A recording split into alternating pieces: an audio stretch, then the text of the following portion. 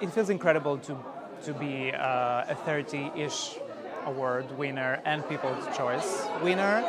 I didn't expect it, to be honest. I'm very proud. I'm happy to see that the work that I do, has an impact and, giving voice to those who don't have a voice, I think is really important. So I'm glad to see that this is, recognized.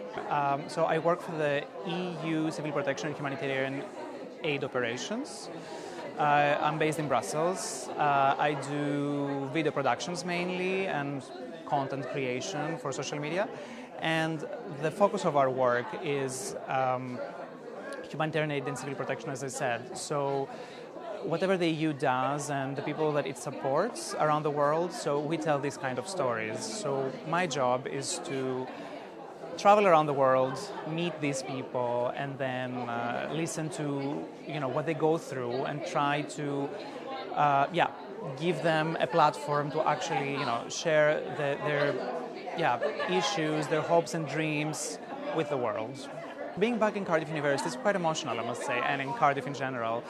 I was thinking about it on the way here.